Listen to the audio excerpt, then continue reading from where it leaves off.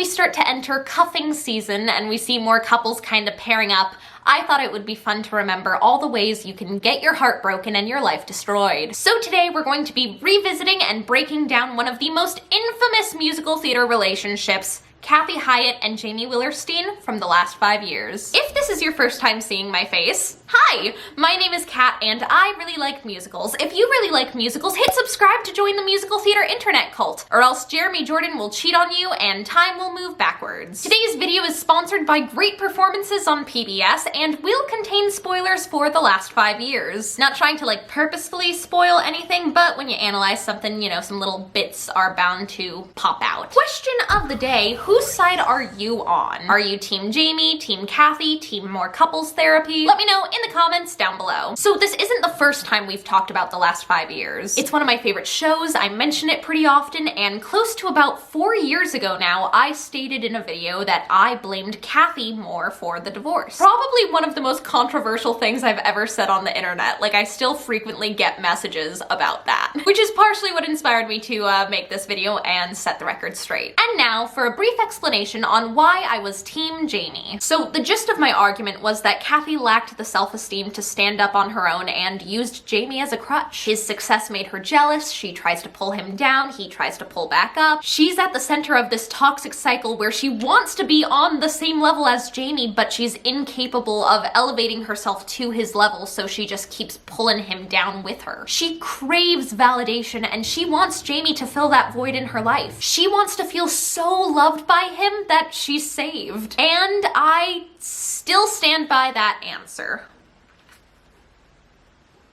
I think that's a major problem present in a lot of relationships. This push and pull where one person feels like they're not getting enough, so then they'll ask for more, but then this person feels trapped and they withdraw. It's this constant tug of war. It's like quicksand. I'm now realizing that I don't think I know how quicksand works. You know what? I'm definitely thinking of Devil's Snare from Harry Potter.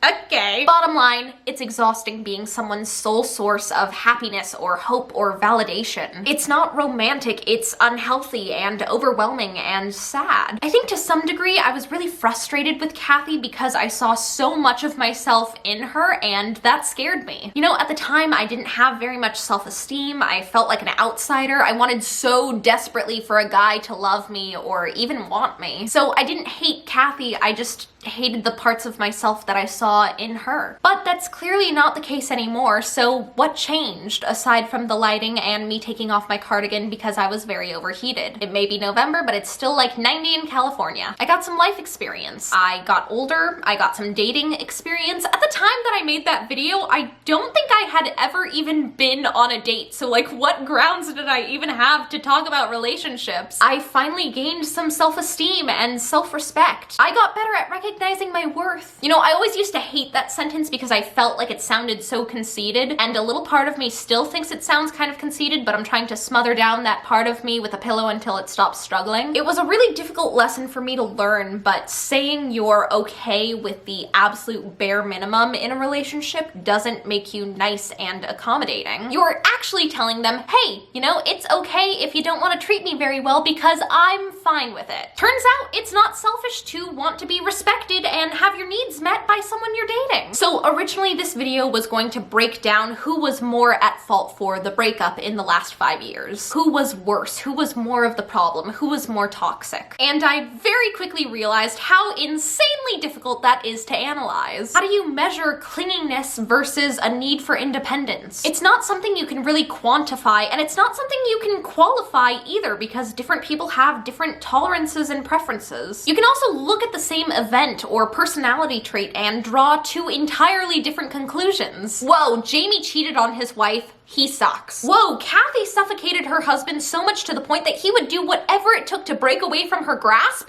she sucks. Realistically, we know that they're both at fault, and making the decision to end something so precious is a really nuanced, delicate situation. But my black and white little lizard brain likes definitive answers, so I found a way to measure their relationship. Let's take a look at a little test I devised. So I researched the top reasons why relationships fail, why couples break up, why marriages end in divorce, divorce. Then I combed through the last 5 years to see if that problem was present in Jamie and Kathy's relationship. If so, who was at fault for it? Anywho, here are the top reasons. Infidelity. Although you could argue that Kathy kind of drove Jamie to cheat, I think Jamie deserves the point on this one. Communication problems. Yes, lots of them. Jason Robert Brown himself actually said that the crux of Jamie and Kathy's divorce hinged on communication problems, and I think that's the case with a lot of relationships. I am going to give this point to Jamie though, because he realizes that they're not on the same page way earlier in the relationship, and we'll come back to that later. Financial issues. Yes, but not in the way you might think. I always find it so interesting that the last 5 years never really addresses this issue head on, but the fact that Jamie is so young and finding so much career success early in life while Kathy is just struggling to get her foot in the door, that can be a massive strain on a relationship because it throws you into two different points in your life. Your priorities are different, your goals are different. It's really easy to feel contempt or disdain for anyone who isn't on your level. It's definitely an undercurrent in the show, but I don't think we can address a point to either side because it's not really mentioned. Refuse to compromise. I don't think we have enough info on that one, so I'm gonna leave it blank. Lack of intimacy, which is the polite way of saying they are not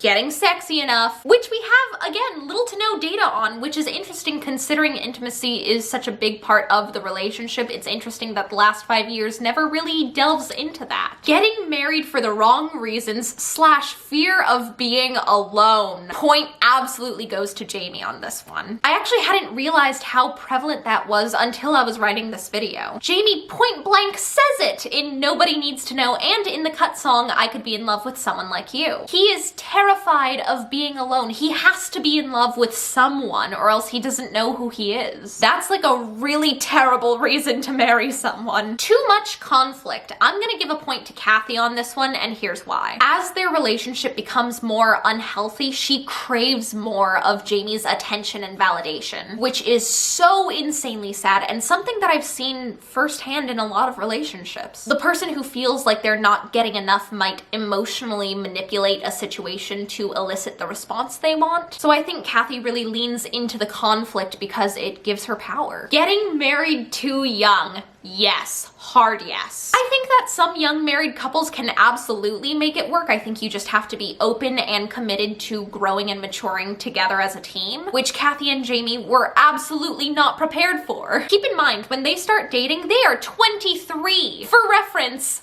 I am 24. Lack of commitment. Jamie all the way on this one. This is something that we'll come back to, but Jamie was absolutely not ready for this commitment. Lack of identity. Yes, Kathy sings a whole song about it. Religious differences. Yes, Jamie sings a whole song about it. Not giving a point to either side on that one though. Lack of compatibility. I'm gonna give this point to Kathy. Yes, Jamie might have matured into someone who was a little more douchey, but at least he grew. Kathy didn't. She never matures, she never grows, she never changes. She's emotionally stunted. Relying on your significant other for validation. Point goes to Kathy for obvious reasons. So now that we've tallied up that score, you can see that it was absolutely futile. There was one other major reason why so many relationships end, and ultimately what I think ended this one. They're not on the same page. And that's pretty much the theme of the entire show. There are tons of different lyrics referencing time. I'll be there soon, Kathy. I'm not always on time. Moving too fast. It's time to move on. Emotionally,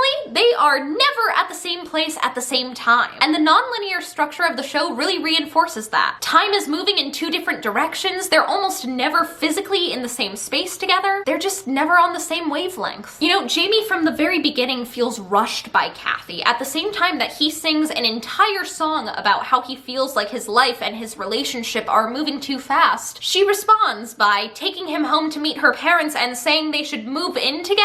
Neither one is wrong for wanting what they want. They're just wrong for each other. So which team am I on now? I think I'm team they're both in the wrong but for different reasons. Like I said earlier, I still definitely stand by my decision of Kathy needing more self-love before she can give that love to someone else, but Jamie's absolutely part of the problem too. He was never really ready to be in this relationship. He straight up sings that multiple times in the show. Look at the themes of his first few songs. New relationships are fun, and I like you because you're new. And by new, I mean not Jewish. I'm freaking out because I might have overcommitted on this. Does my holiday song fix your self-esteem? Let's get married. And when he does get married, he immediately wants other women. Maybe, just maybe, this dude wasn't ready for this commitment. I mean, going back to I Could Be in Love with Someone Like You, which by the way is a fantastic cut song. If you haven't listened to it, go check it out. It's phenomenal. Jamie reveals that he is newly single because he was cheated on and he is in love with the idea of Cathy, or Kathleen as she was called in the earlier iteration of the show. Desperation is maybe not the healthiest foundation to start a marriage on. But now it's time to hear a word from today's sponsor, great performances on PBS. Ding dong. Hello? Hey me. What's up, me? Look, this is kind of awkward, but you never responded to my save the date. I don't think I ever got one. This one. Oh, are you engaged or throwing a party? No.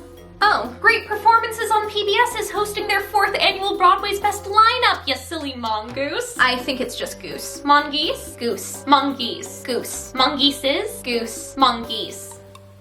Yeah, okay. Oh, there are 4 dates on here. Every Friday in the month of November, Great Performances is bringing Broadway to your living room. No way, that's so cool. What are they airing? Flip the card over. November 6th, One Man, Two Governors. 13th, Fiddler, A Miracle of Miracles. 20th, Irving Berlin's Holiday Inn. 27th, Lea Salonga in concert. Nice, I'll check it out. Don't you want to know what they're about? Okay, flip the card over. I already did. Flip the card over. One Man, Two Governors is a farcical comedy starring James Corden, who won a Tony Award for his spectacular performance in the role. After being separately employed by 2 rivals, he must keep his 2 governors apart, an increasingly difficult predicament resulting in comic mayhem. How did you also get this on the card? But wait, there's more. What? Flip the card over. How do you keep doing that? Fiddler, A Miracle of Miracles is the first documentary to chronicle the complete story of the international Broadway blockbuster, Fiddler on the Roof. Were you holding that card earlier? Featuring rare archival footage, the documentary also includes You Didn't Have a Card, personal experiences and insights into the show's timeless impact. I have that card. From Fiddler on the Roof, composer and lyricist Jerry Block and Sheldon Harding. Where did that card come from? As well as commentary from former cast members and famous fans, including Joel Grey, Harvey Firestein, and Lin-Manuel Miranda. Is that a trick card? Do you know sleight of hand? No tricks here, just the magic of theater. Oh, what? Oh, hey, I guess you did send in an RSVP. Silly me goose. When could I have done that? You crack me up. I'll see you there.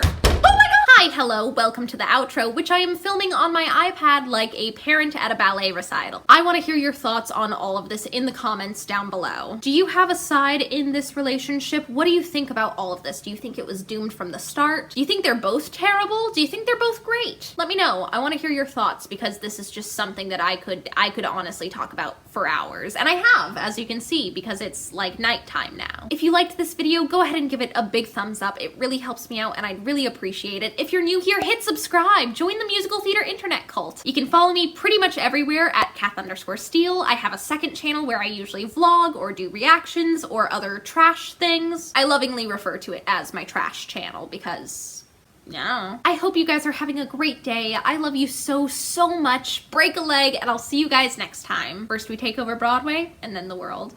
Bye.